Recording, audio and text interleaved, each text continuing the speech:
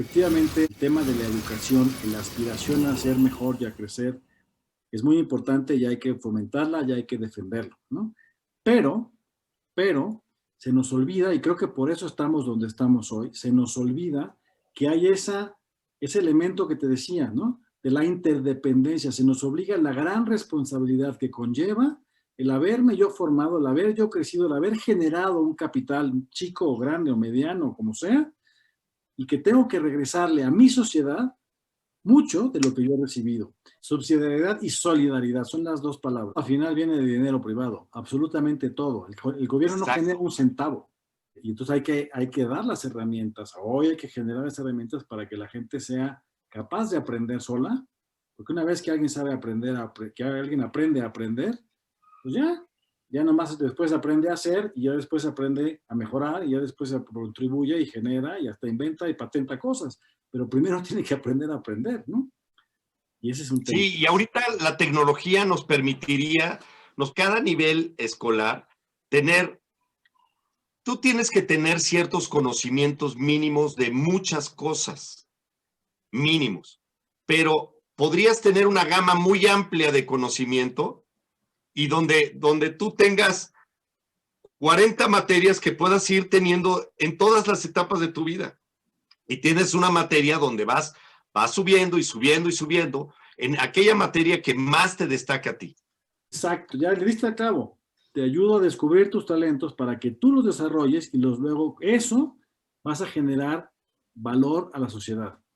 Sí, yo creo que todas las personas somos extraordinarias, todos. Y el chiste es hacer lo ordinario de una manera extraordinaria. Y con eso vas a dejar mucha huella, ¿no?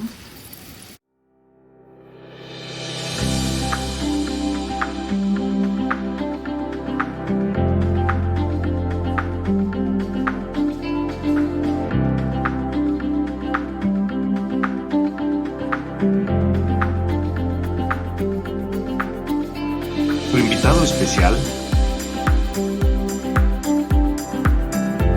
Pablo Acedo.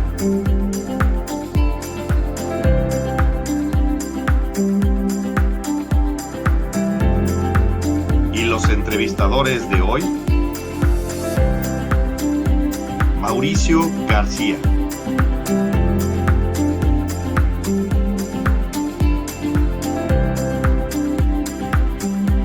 Y Jorge Goñi.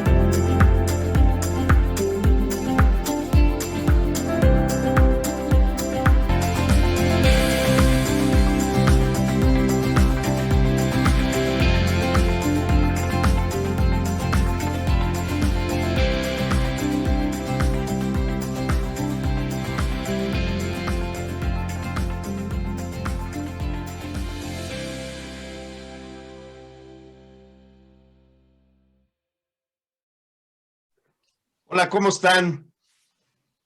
Hoy estamos a 3 de julio del 2021 y hoy vamos a hablar de la educación con Pablo Acedo.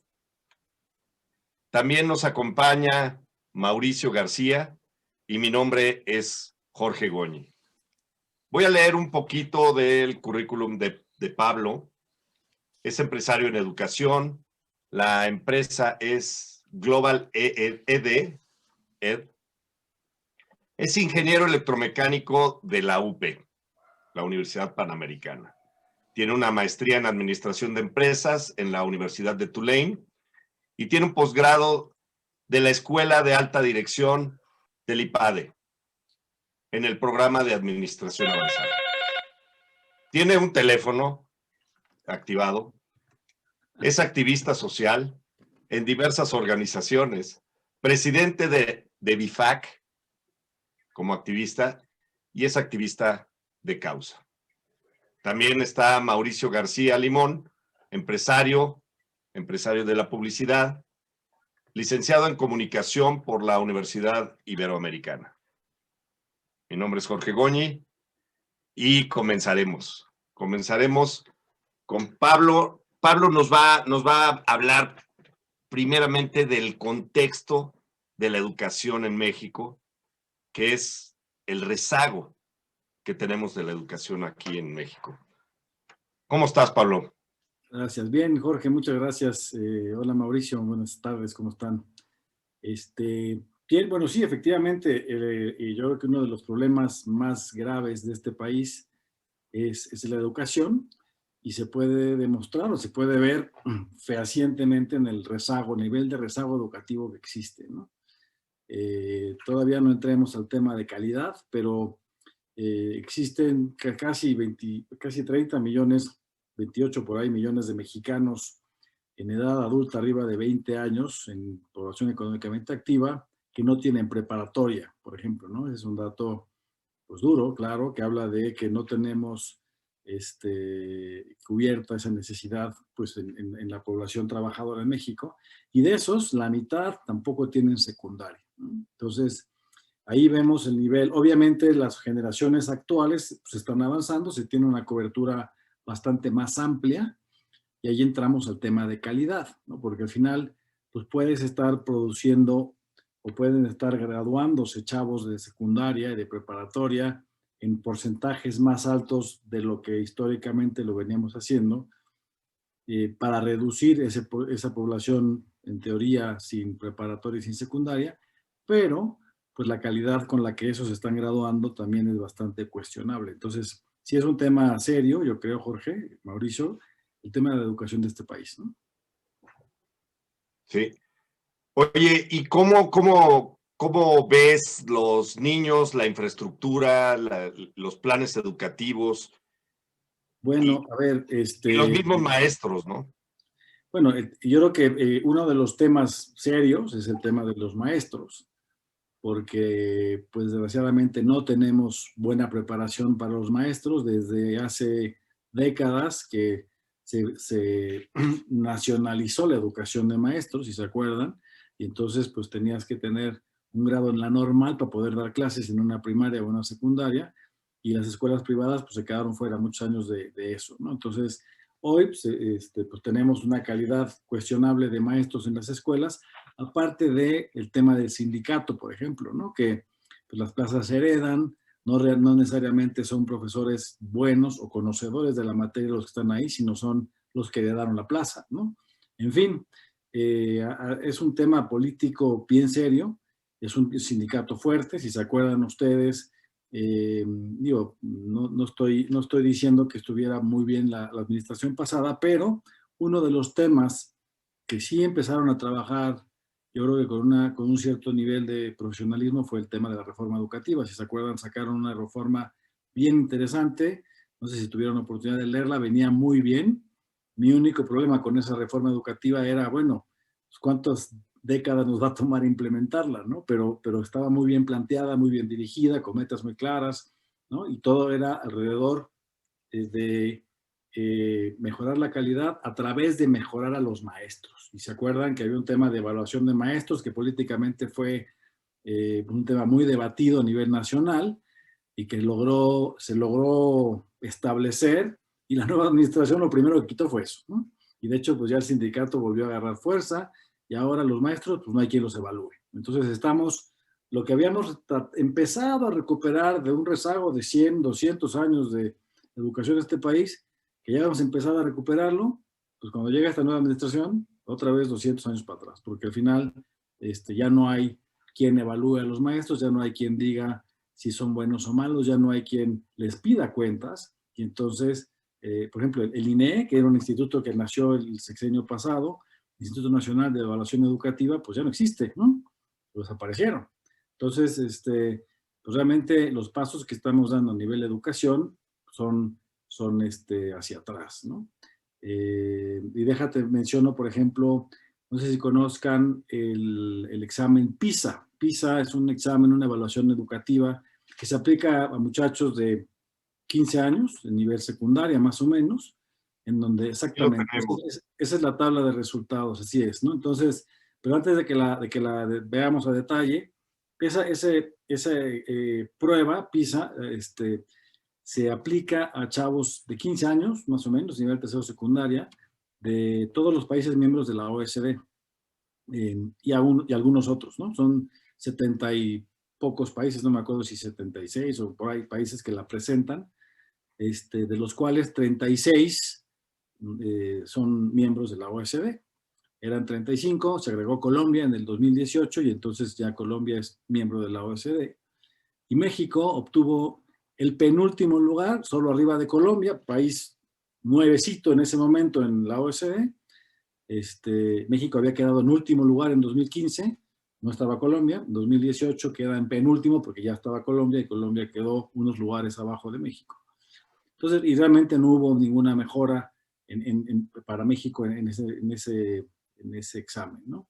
Lo triste es que no hay ningún interés, ¿no? O sea, mayo del 2021, el gobierno anunció que iba a dejar de presentar el examen PISA, ¿no? México iba a salirse de la evaluación educativa internacional en PISA. Hubo tanto revuelo que al final el presidente en su mañanera dijo que no, que sí íbamos a seguir, ¿no? Pero ya lo había anunciado que se iba a salir México y 2 días después pues dijo, no, que sí seguiremos. Ya veremos si la siguiente edición de PISA México está ahí, ¿no? Pero no hay la intención de que nadie evalúe la educación en este país, ¿no? Entonces, pues triste. De hecho, si puedes monitorear, puedes medir, mejor apagas el televisor, ¿no? Para no saber lo mal que estás. Sí, y si pones la tabla esa que mostraste, Jorge, puedes ver ahí, ¿Sí? por ejemplo, que México, pues está en el lugar 35 de 36 países miembros de la OSD, ¿no? Ahí lo ven, si lo ven, los países que están marcados en negrillas son los países miembros de la OSD, ¿no? Entonces, si se fijan, bueno, vete hasta abajo, el primero es Estonia, es más, hay 4 países no miembros. China fue el ganador, ¿no? Y fue sorpresa, de hecho, China se llevó a Singapur, que había sido siempre el campeón en PISA, ahora es China, ¿no? Pero fuera de ahí, si te fijas, todos los países en negrillas son países miembros de la OSD. México es el último que sale ahí en negrillas. Si las puedes subir un poquito más la tabla, vamos a ver a Colombia un poquito más abajo, que no está todavía en negrillas porque apenas acababa de entrar Colombia. Aquí está, mira, como 4 o 5 Aquí lugares. está. Ajá. Ese ya debería estar en negrillas, todavía no está porque apenas acababa de entrar Colombia a la organización. Entonces México es el último lugar para efectos prácticos, con un promedio de 420 en lectura, 409 en matemáticas y 419 en ciencias, ¿no? Por ejemplo, el promedio de la OSD es 487 en lectura, 489 en matemáticas y 489 en ciencias. Y mientras que el país que más tuvo, ¿no? El más alto fue China, y luego se va hasta arriba, con 555 en matemáticas, 555 en lectura, 591 en matemáticas y 590 en ciencias. El resultado más alto en PISA es de 800, ¿no? Y el más bajo, el mínimo, es de 200, ¿no? Nadie puede sacar menos de 200. Casi te regalan 200 puntos, ¿no? Entonces, México en lectura es el número 53, en matemáticas es el número 67 y en ciencias es el número 57. Estamos hablando de un universo de 70 y pocos países, ¿no? Entonces, la verdad es que es muy, muy triste. No sé si se repitió esta estadística en el 2018. En el 2019, en cuanto a nivel socioeconómico, por ejemplo, el niño de mejor nivel socioeconómico de México que presentó este examen no sacó mejor calificación que el niño del peor nivel socioeconómico de Canadá, ¿no? Que Canadá es el país de América, del continente americano, que más alto sale rankeado en PISA, ¿no? Entonces, Sí, que salen 520, 512 y 518. así es, el país americano con mejor resultado, y después Estados Unidos, después Chile y después México, que son los 4 países, bueno, ahora 5 con Colombia, miembros de la OSD, ¿no? Entonces, y eso tiene que ver, pues, pues es histórico, ¿no? O sea, digo, esta administración ha hecho muy mal trabajo en la educación, pero también las anteriores. Al final es un tema en donde a los gobiernos populistas, que hemos tenido varios, no solo les conviene que la gente no esté educada, para que los puedan controlar y manipular de una manera más fácil y que a la hora de votar, pues una torta sea suficiente, ¿no? Una despensa, porque no hay mayor nivel de educación, ni de reclamo, ni de conciencia de las cosas en la gente, ¿no? Entonces, oye, pero ¿te fijas cómo nuestro lenguaje siempre es justificando que de todos modos sabemos que los gobiernos anteriores estaban mal? No, para evitar que los que soportan a este gobierno nos digan qué estábamos diciendo de los gobiernos anteriores. Los gobiernos anteriores, el diagnóstico es muy claro, eran una basura. sí, Pero sí.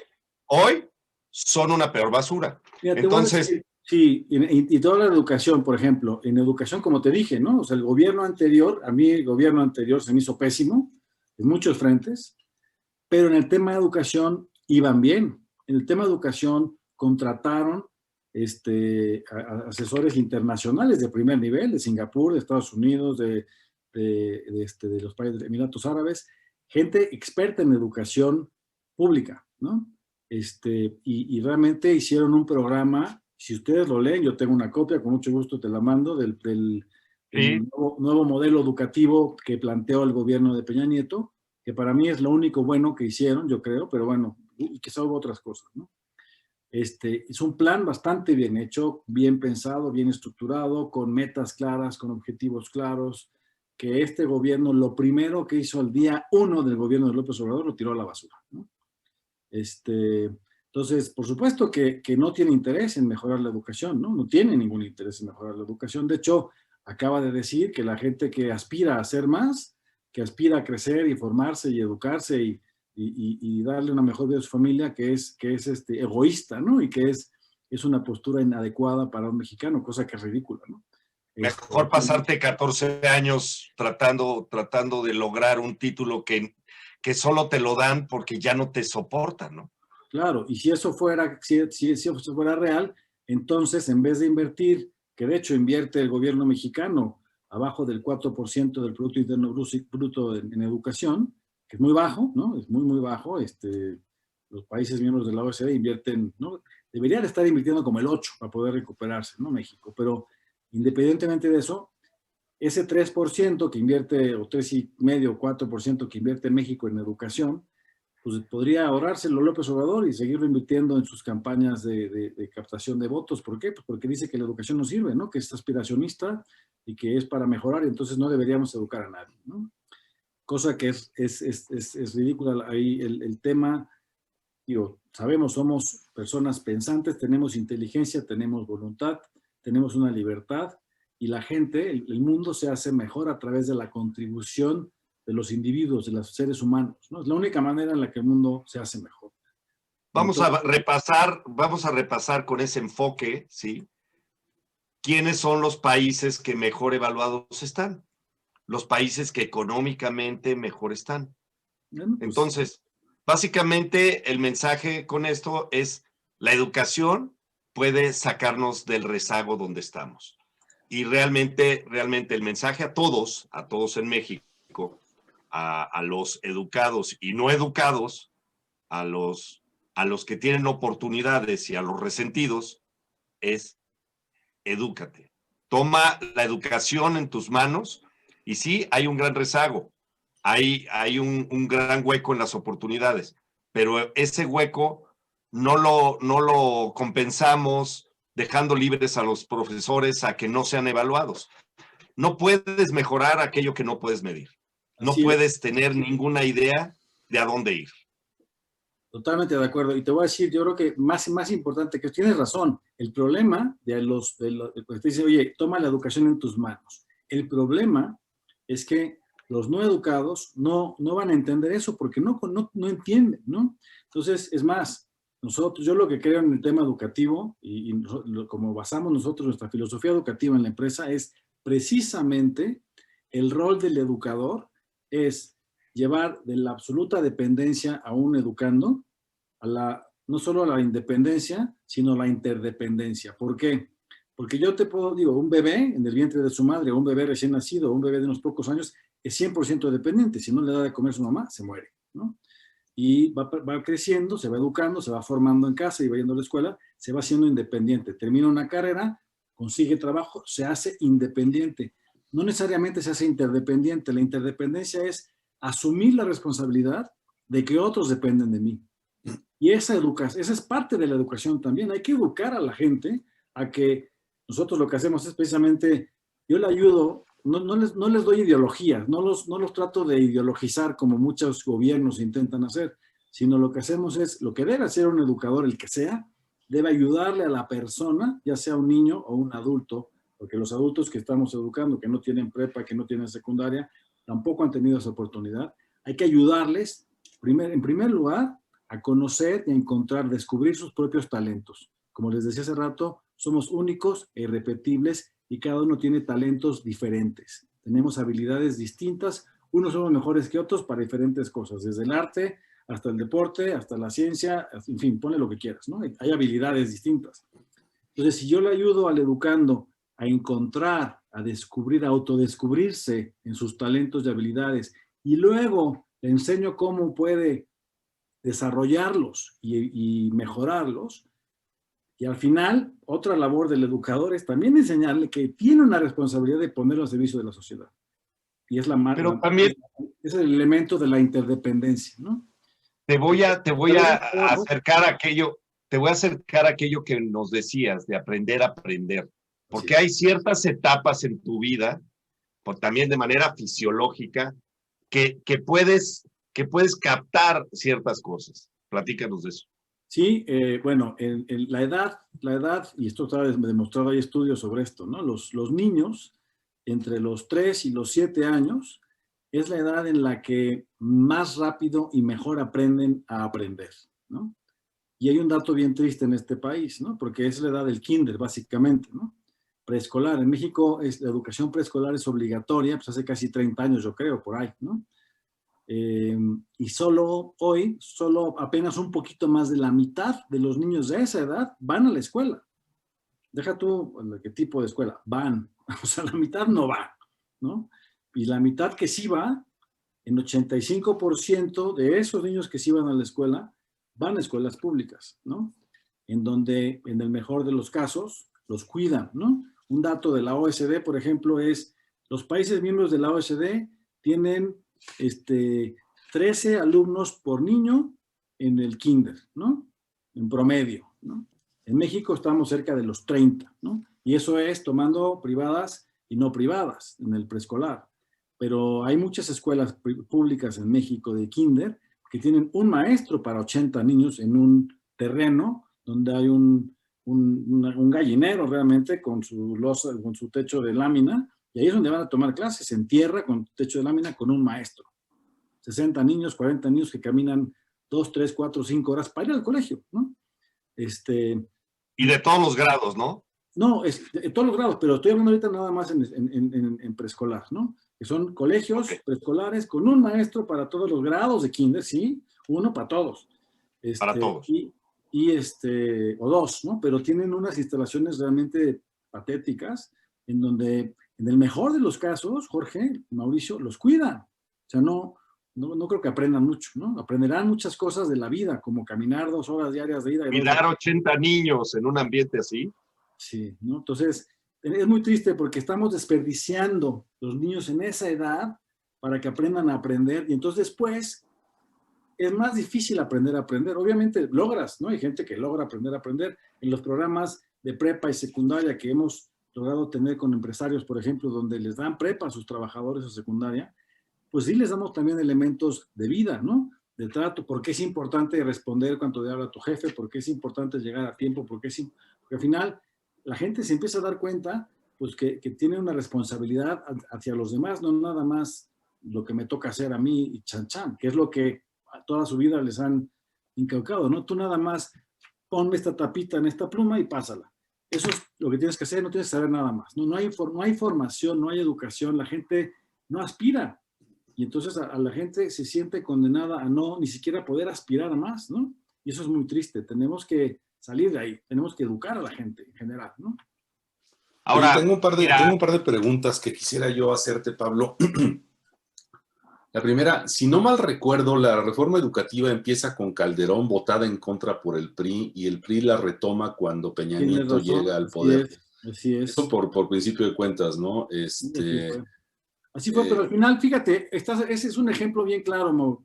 ¿Por qué? Porque, fíjate, ahí está Peña Nieto tomando una reforma que hizo, aunque el partido del PRI se la tronó antes porque no querían que fuera medalla de Calderón, pero al final, aunque fuera calladito, la tomó, la asumió, y la mejoró y la lanzó. O sea, reconoció un trabajo bien hecho, aunque quiso colgarse la medalla, ¿no? Pero ahora, un trabajo bien hecho y lo hizo. Este no, este lo tiró a la basura. Pero yo sí entiendo el porqué y no lo voy a defender, pero creo saber cuál es la razón. Así como regalar el dinero a los personas de la tercera edad, que muchos de ellos piensan que se los regala López Obrador, porque así lo dicen, ¿no? Lo expresan. O regalárselo a los ninis, estudien o no estudien, sin ningún tipo de mérito.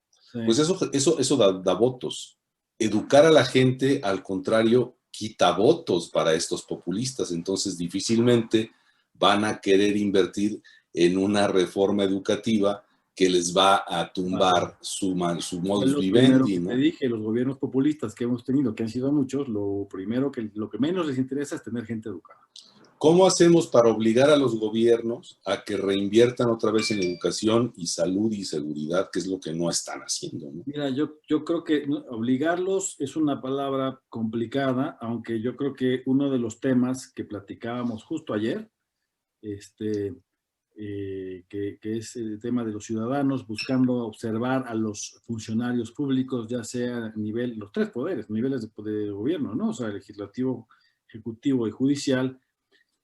Conforme vayamos estableciendo mecanismos para medirlos y para castigarlos, ¿cómo castigas? Pues con votos, y castigas pues con evidenciarlos, ¿no? Entonces, mientras los ciudadanos creen un sistema de métricas que puedan evidenciar ese trabajo, pues poco a poco se irá haciendo más fuerte. Ahora, es un tema que es un círculo un poco vicioso o desvirtuado, por lo menos, en el sentido de que a los que no han podido ser educados, no les importa este sistema de métricas y si el gobierno lo castigan o no, ¿no? Les importa si les llegó la torta al día antes desgraciadamente, al día antes de la votación. Entonces, hay que educar para que la gente pueda exigir. Precisamente, si tú educas y la gente se forma y la gente se hace independiente y luego interdependiente, van a exigirle más al gobierno y por eso los gobiernos populistas no les conviene, ¿no?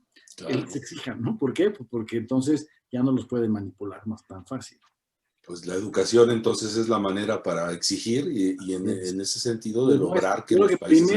Primero educamos y luego exigimos. No podemos exigirle cuando la gente, el grueso de la gente no tiene ni siquiera el interés por exigirle al gobierno, ¿no? Cuando se eduquen y cuando tengan conciencia de lo que pueden lograr, de lo que pueden ser, de lo que ellos contribuyen para que ese gobierno tenga dinero que luego les dice que regala, se van a dar cuenta pues que son sus empleados los del gobierno y no otra cosa, ¿no? Y entonces podrán exigir. Y eso requiere educación. Yo creo que la tarea hoy, desgraciadamente, porque es una tarea titánica, es del sector privado, sin duda. No podemos contar con el gobierno para educar. Mira, voy a mencionar cosas que estuvimos platicando y que además nos va a llevar a la siguiente parte, en el qué hacer, ¿no? Y por qué, y por qué has diseñado los modelos que has diseñado. La gente se siente predestinada a hacer lo que hacen y no tienen aspiración. Mucha gente está así. También estuvimos platicando de aquellos resultados que has obtenido con el tipo de educación que han diseñado y los resultados que ha obtenido la persona que se educa y las empresas que apoyan a esas personas que se educan. Sí. Platícanos de esa parte donde gente ya no ve ninguna aspiración y de repente en un flash se le pone la oportunidad y de repente su vida cambia.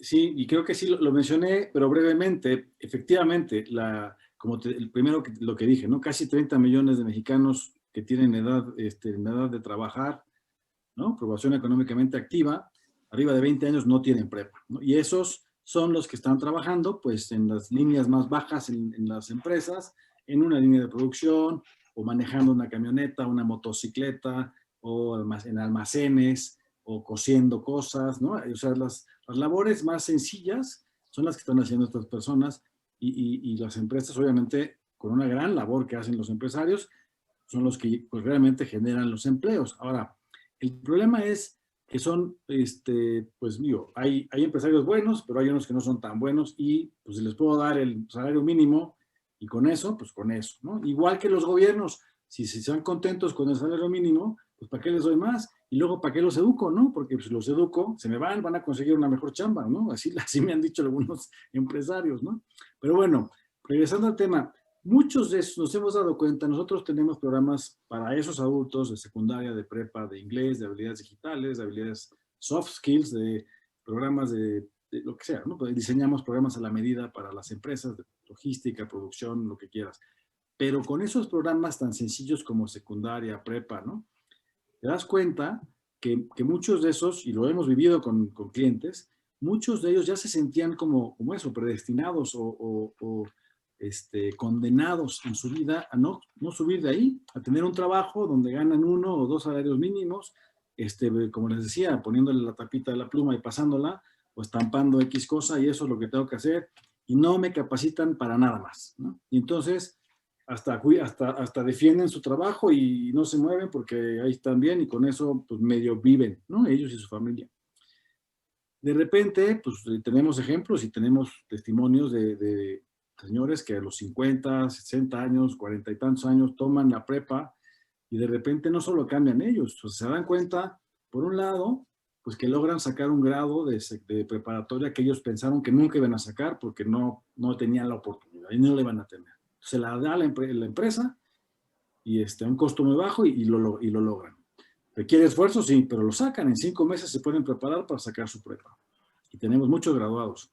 Y esos, de repente, los empresarios, me habla un empresario un día, me dice, oye, ¿qué les enseñaste? ¿No? O sea, si ya hasta me contestan los mails, los que tuve contigo en la prepa, antes no contestaban nada, y ahora ya contestan los mails, ya están llegando a tiempo, ya regresan rápido de su break de comer, pues porque se asumen responsabilidades también. Ellos empiezan a hacer conciencia de que pues, pueden aspirar al siguiente puesto, entonces tienen que ser un rendimiento mayor y suben. Y de esos, como les decía yo, o sea, esos 27 millones de mexicanos que no tienen prepa, por ejemplo, representan más o menos el 30% de la población económicamente activa. Entonces quiere decir que cualquier empresario en promedio, de 1,000 empleados que tiene, 300 no tienen prepa. Obviamente esto varía, ¿no? En el sector financiero, pues es muy bajo el porcentaje, pero una empresa de limpieza o una empresa de seguridad es mucho más alto. Entonces, pero en promedio es 30%, 300 de cada 1,000. Entonces le decía yo el otro día a un cliente, oye, a ver, si de esos 1,000 empleados que tienes, ¿no? Son 300 que no tienen prepa. Y si de esos 300, bajita la mano, yo te aseguro que va a ser más, pero bajita la mano, el 10% demuestran y se dan cuenta que tienen capacidad para más y que quieren estudiar una carrera o un profesional técnico o lo que sea, pues ya encontraste 30 mandos intermedios en tus filas que no tenías idea que los tenías ahí. Y entonces te ahorraste el reclutamiento de 30 personas, de 30 managers, y además hiciste crecer a 30 familias que viven de ti. Y entonces, no me digas que eso no te va a hacer orgulloso. Y además, estos señores nunca se te van a ir. La lealtad va a ser máximo. Y sucede, este señor, el que te decía al principio, hace ratito de 53 o 54 años, tomó con nosotros la prepa, y su patrón se lo pagó, entonces le escribió a su patrón, no a mí, le escribió a su patrón agradeciéndole y diciéndole, la verdad es que quiero agradecerles porque me dieron esta oportunidad de acabar mi preparatoria, porque además, no nada más me cambiaron a mí, que me estoy dando cuenta que puedo dar más y puedo crecer y puedo mejorar el nivel de vida de mi familia, sino además mi hijo, que tiene 26 y dejó la prepa a los 17 o no sé cuántos, como yo acabé la prepa, ya se metió a estudiar la prepa también, ¿no? Y entonces ya la dinámica familiar ya es otra. Ya empiezan a exigirse ellos mismos un poquito más, se empiezan a dar cuenta de lo que te decía, de sus talentos, sus habilidades, y las empiezan a poner a trabajar, que eso es lo que tenemos que lograr, ¿no? Y ese señor, créeme que va a tener un criterio para exigirle, no solo a su patrón, sino al gobierno, porque el trabajo que él hace es el que paga impuestos para que ese gobierno haga lo que tiene que hacer, que es darle una mejor infraestructura, una mejor educación, mejores servicios, y no nada más una torta cuando van a hacer elecciones, ¿no? Eso es lo que pasa con la educación. Excelente. Claro. Y bueno, ¿qué podemos hacer? ¿Qué podemos hacer para hacer un cambio? Yo te comentaba que desgraciadamente hoy no contamos con el gobierno, o por lo menos con la mayoría del gobierno, ¿no? Quizá algunos gobiernos locales pueden ser bastante más conscientes de esta necesidad y trabajar con ellos sería muy bueno, ¿no? Pero fuera de eso, yo creo que está en las manos de los privados, está en las manos de los ciudadanos el poder mejorar la educación. Y me refiero a los ciudadanos, ¿por qué? Pues porque, como te decía, pasas de la dependencia a la independencia y luego a la interdependencia, donde me doy cuenta que soy responsable de otros. Y en ese momento, yo que tengo, como dijiste muy bien al principio, tengo una carrera y tengo una maestría y tengo un IPADE, bueno, pues eso me hace a mí más responsable que alguien que nada más hizo la prepa. Entonces yo tengo que hacer más para poderle dar a más mexicanos una oportunidad en su desarrollo, ¿no? Entonces, y así nos toca, el que ha recibido más, pues tiene más responsabilidad, perdón, pero así es la onda, ¿no? Los que hemos tenido más oportunidades de desarrollarnos, tenemos más obligación de ayudar a los demás. Entonces, los empresarios son los primeros que tienen que empezar a pensar en esto, ¿no? O sea, tienen ellos trabajadores en sus filas, tienen ellos gente en sus comunidades, en su colonia o en su pueblo, o donde van de fin de semana, o donde no, donde tienen que realmente extender su acción social y ayudar a educar, ¿no? Ayudar a formar, educar, ayudar a llevarles mejores estándares. Gracias a Dios tenemos la tecnología, que es un poco lo que estamos haciendo nosotros. Usando la tecnología podemos a través de un celular, de una tablet, de un celular cualquiera, o sea, el del Oxxo funciona, con programas de prepa secundaria con nosotros, para que lo puedan hacer en cualquier lugar, en el campo, ¿no? Pueden estudiar su prepa, su secundaria y ir a presentar su examen gracias a un acuerdo que sacó la SEP, curiosamente, dándose cuenta del rezago educativo. El secretario de Educación Pública sacó en tiempos, si no me equivoco, de Fox, por ahí, una cosa que se llama el Acuerdo 286 de la SEP, que quiere decir que tú presentas un examen ante la SEP de un grado X, primaria, secundaria, prepa, o hasta una carrera o maestría, lo que sea. Si presentas el examen para ese nivel y lo pasas, te entregan el título porque tu experiencia de vida, de trabajo, de tal, suple lo que no recibiste en la escuela. Eso aceptando pues, el rezago educativo que ya hemos tenido en más de 200 años, no sé cuántos años, pero muchos, ¿no? Entonces, con eso en mente es lo que hacemos. Te preparamos a los trabajadores para que tomen su prepa o su secundaria, el examen único que se llama, y con eso pueden sacar su certificado y poder aspirar después pues, a estudiar técnico superior universitario, estudiar una carrera o lo que sea, para ir creciendo y ir mejorando su nivel. Entonces, yo creo que está en manos de los empresarios, en manos de los padres de familia, en manos de todos nosotros, el poder poner nuestro granito de arena para llevar educación de calidad a la mayoría de las personas. Y eso el gobierno no está interesado en hacerlo. Digo, ni veremos que esté interesado. Lo que parece, ¿no? Digo, pueden decir que están interesados, pero como dicen por ahí, ¿no? Obras son amores y no buenas razones. Entonces, ¿qué está haciendo el gobierno para llevar educación de calidad? Yo no lo he visto, ¿no? Llevar televisión, digo, la pandemia obviamente generó complicaciones, pero la televisión no es la solución, ¿no? Y es como llevaban las clases los chavos, y las siguen llevando porque no los han dejado regresar de la escuela apenas hace un par de semanas y los volvieron a recluir por los semáforos, ¿no? Entonces, yo creo que sí hay que pensar muy bien cómo manejamos la educación desde el punto de vista privado, porque pues, es una labor titánica que hay que asumir, ¿no? Y no la estamos asumiendo, ¿no? Es una responsabilidad. Ahora, de ahí me voy a un poquito la calidad, porque puede ser que es tan mala y tan cargada de ideología la educación que se está impartiendo ahorita, que puede ser que hasta sea mejor para las personas que no las estén cargando con toda esa ideología, porque las están cargando de cosas que no sirven para nada, ¿sí? Cosas que realmente no. Y yo te preguntaba, ¿qué tan vigente es la educación que hoy tenemos? Y me hablabas de que ciertos grados sí valen la pena y ciertos otros ya van perdiendo su misma validez, ¿no?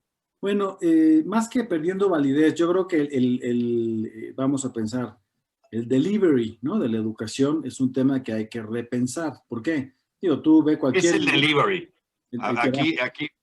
Ahorita te lo explico. Cualquier industria, pues tiene tecnología y va creciendo y va mejorándose y obviamente, pues tú, ¿no? Lo que hace 10, 20, 30 años era un buen proceso de producción para cualquier producto que tú digas, ha cambiado, ¿no? Ha cambiado por la tecnología y ahora se hace más rápido, más eficiente, con mejores materiales, en fin. La educación viene siendo la misma desde hace 300 años, ¿no? O sea, meter 40 niños en un aula con un señor enfrente y un pizarrón. Y básicamente no ha cambiado, ¿no? Y yo creo que para educar hoy requieres tecnología diferente, requieres mejorar el delivery, que esa es la entrega de la educación, ¿no? Porque una cosa es el contenido de la educación, que es pues, el conocimiento del maestro, es básicamente el contenido de la educación. Los libros de texto son es otra parte del contenido. Los materiales, los exámenes son parte del contenido, pero hoy tienes contenido por todos lados, ¿no? Hoy tienes contenido por todas partes, ¿no? Y entonces, seleccionar cuál es buen contenido y cuál no es buen contenido, pues no es fácil. Es una tarea un poco complicada porque cualquiera, tú ahorita le picas ahí en Google, cuarto de primaria, matemáticas, y te van a salir 2,000 opciones de libros de texto y de programas educativos para cuarto de primaria de matemáticas. Y no todos esos son buenos. Yo creo que además la mayoría no lo son, ¿no? Son ahí frituras y cosas que son más o menos para llevar el tema, pero ya, ¿no? Y eso es cuando están más o menos. En otros temas más sociales están cargados de ideologías, como bien dices, ¿no? Y entonces peor sale estudiar eso, ¿no? Porque no te fomentan la libertad, no te fomentan el uso de tu inteligencia, el uso de tu voluntad, el desarrollarte, el crecer, ¿no? O sea, te fomentan, te quieren imponer una cierta ideología, cosa que pues no es correcto, ¿no? Entonces, el escoger el contenido es bien importante y cómo lo entregas es otro, es el delivery, ¿no? Entonces, ahí hay muchas metodologías pedagógicas bien interesantes, nuevas, que nos han llevado pues, hasta la inteligencia artificial hoy en día, que es una herramienta espectacular. La simulación es otra herramienta espectacular. Tuve la oportunidad de estar los últimos 2 años que fue presencial, porque ya, de hecho, que existió el Global Education and Skills Forum en Dubái, que es un foro organizado para el tema educativo a nivel global, con todos los pues, elementos y tecnologías disponibles para mejorar la educación. Y hay lo que quieras. O sea, me tocó, por ejemplo, clases, herramientas para tomar una clase de biología, ¿no?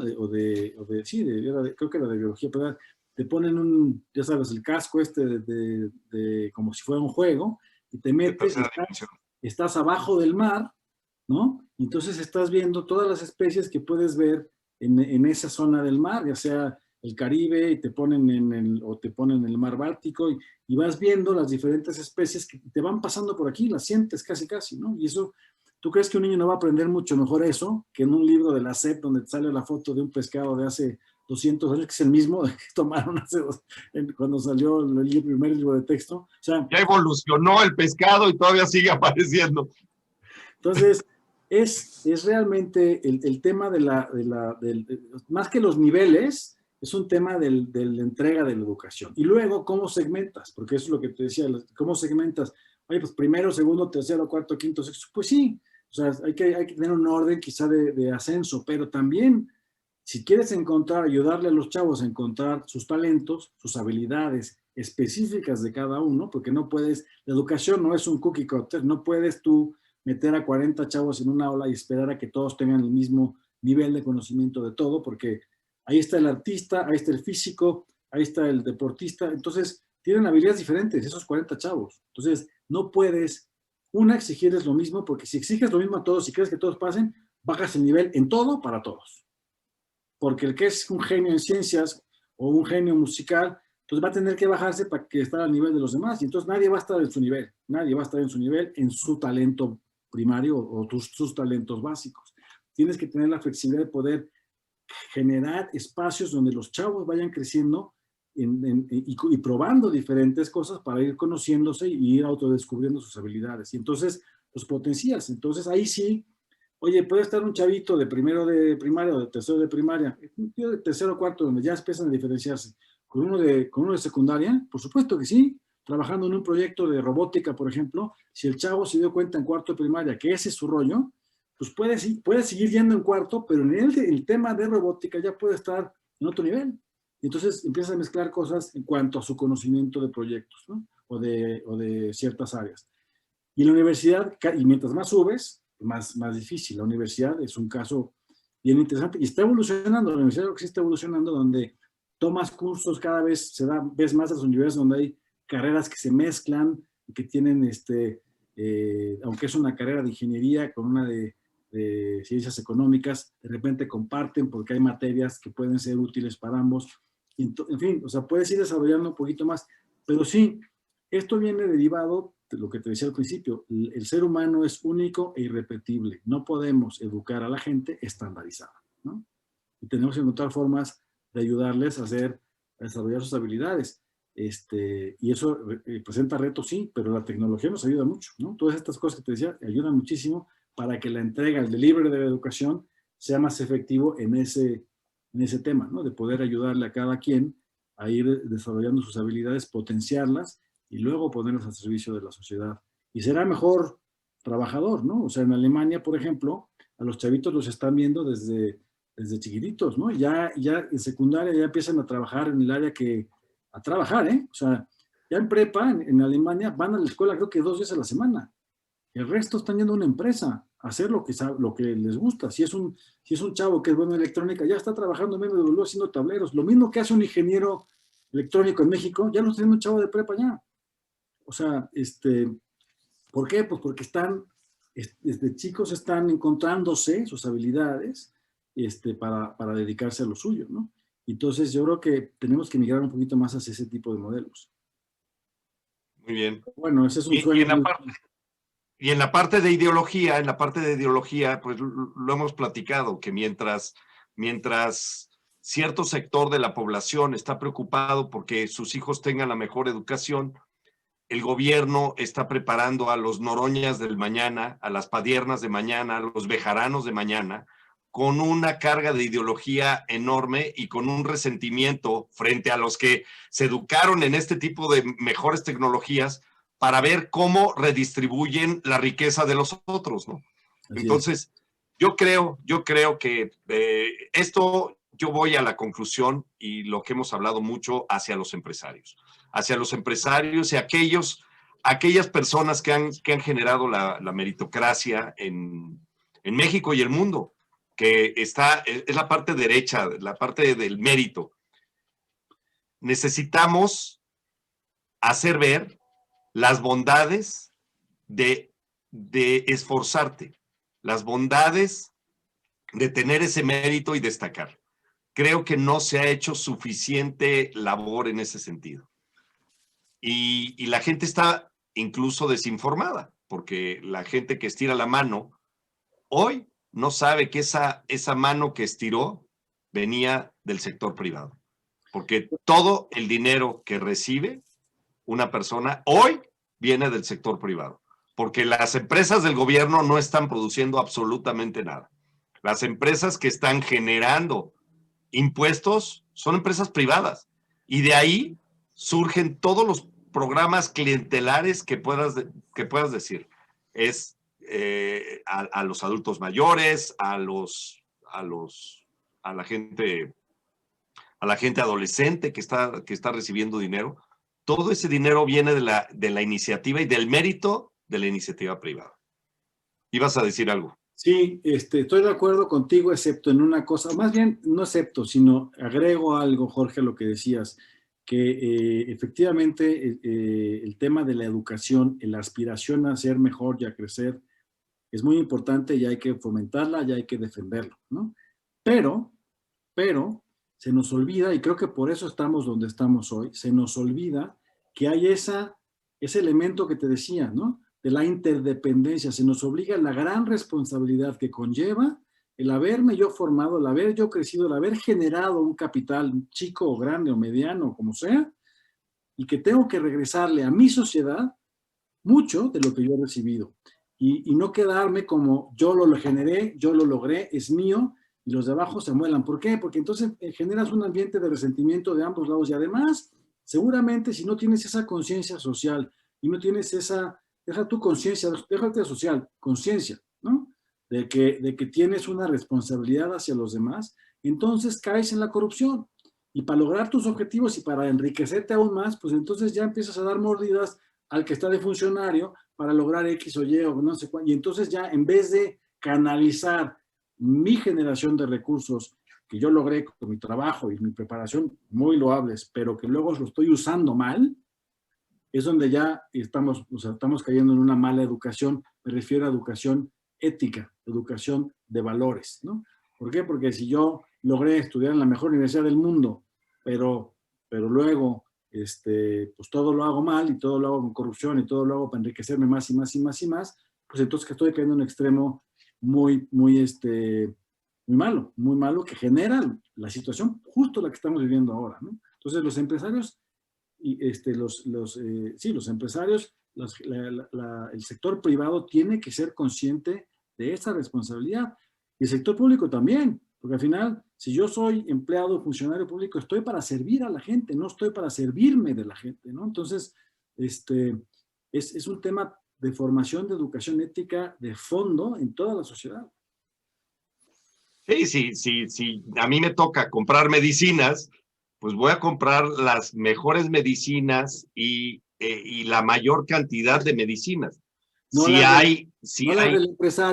del empresario que me dio más lana a mí para mi... No, y es más, lo podemos decir precisamente, si con ese dinero se pueden comprar 100 medicinas, si hay corrupción, resulta que hiciste llegar 60, porque hemos sabido de corrupciones del 40% de robo, porque no es otra cosa, que repercute en que van a llegar 60 medicinas en vez de 100 con el dinero público.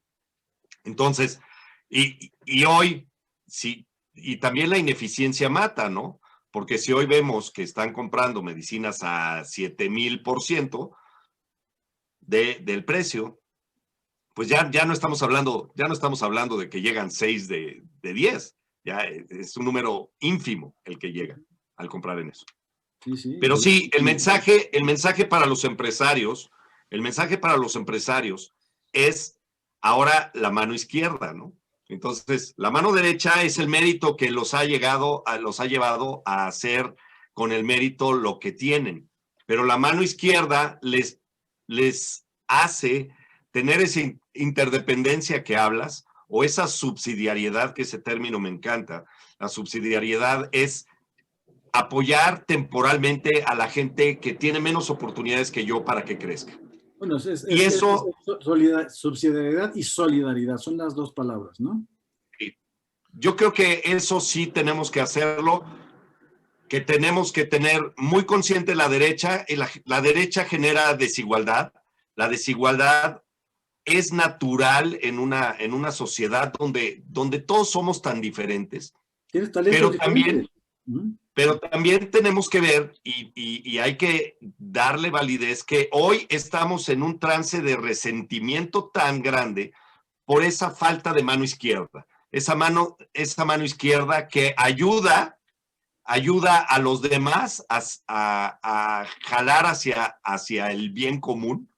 Y es muy claro, encontrar sus talentos para desarrollarlos, que ellos también puedan generar por su propio talento y poder poner al servicio de la sociedad también sus talentos. Ese es el tema. O sea, ¿cómo le ayudo yo al otro a que él crezca, para que él produzca y para que él también ayude a otros? Ese es el círculo que queremos generar, ¿no? Pero otra faltante importante de los empresarios es que esa mano izquierda que al final la han hecho llegar por medio de sus impuestos, no han hecho el mensaje para que la gente entienda que no es la persona del gobierno la que se los da. Es el empresario. Es el empresario que muchas veces lo ven como alguien abusivo y que legítimamente está pagando esos impuestos. Está pagando esos impuestos y que está dando la oportunidad de educación, que hoy la responsabilidad de esa mala educación no son los empresarios que están pagando los impuestos, son los funcionarios que no funcionan, los políticos que roban. Esos son los que se están llevando ese dinero que le hace falta a la gente. Y sí, necesitamos hacer un nuevo sistema, y lo platicábamos muy bien antier y ayer. Tenemos que hacer ese sistema de responsabilidad donde podamos medir a esos políticos. Pero el mensaje, la narrativa del sector empresarial sobre el sistema financiero es muy importante precisamente para que no solo se quite la desigualdad, sino también se entienda que hay muchas cosas que se está haciendo por el dinero privado, y se está malentendiendo mucho el mensaje de la función del empresario. A ver, todo al final viene de dinero privado, absolutamente todo. El gobierno no genera un centavo, ¿no? Exacto. Todo, sí, esa es la educación. Entonces, pero los empresarios han hecho una pésima transmisión de esa información. Porque muchas veces, y ahí es donde... muchas veces, desgraciadamente, también mejor ellos buscan más beneficio propio que el de los demás, ¿no? Y entonces, pues, todos nos quedamos calladitos, tú y yo ganamos y los demás que se amuelen. Ese es el problema. Claro. Ese es el problema. Sí.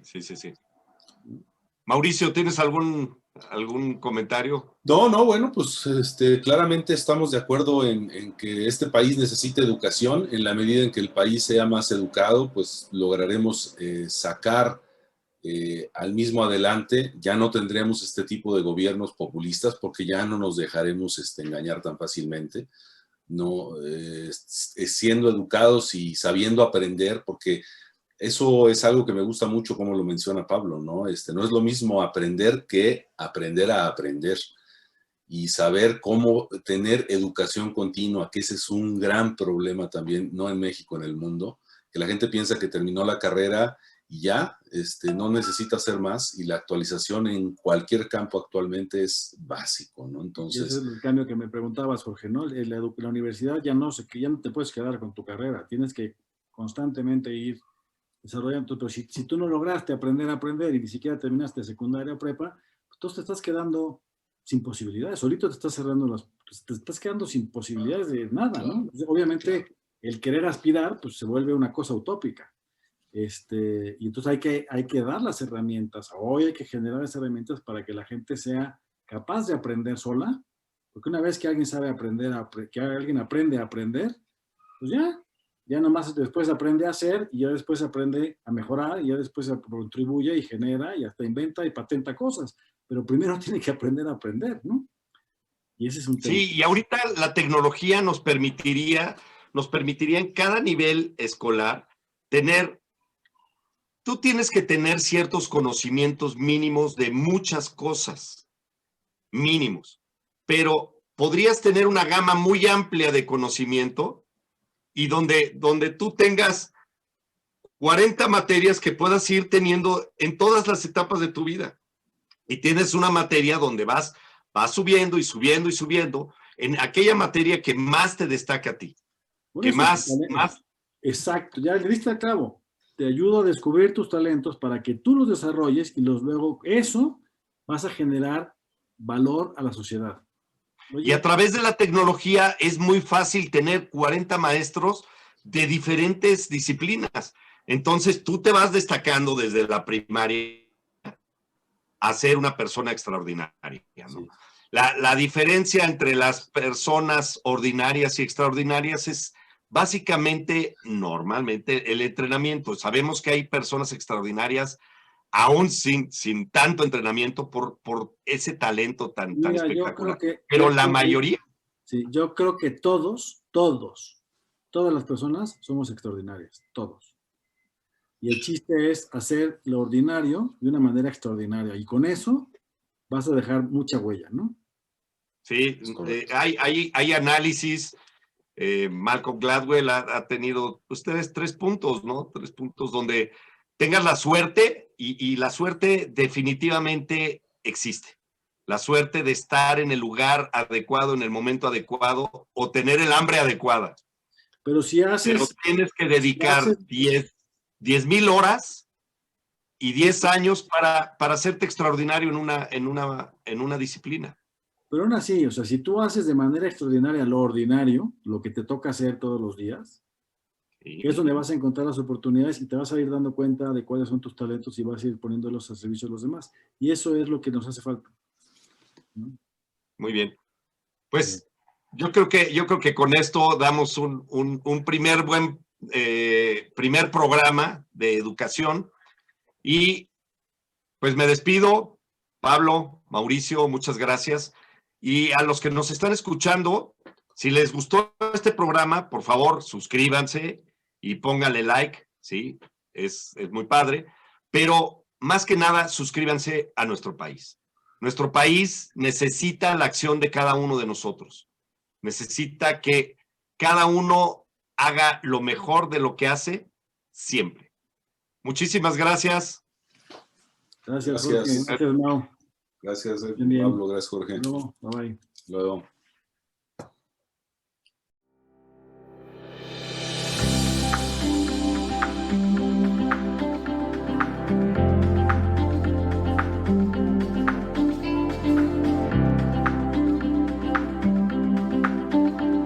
Thank you.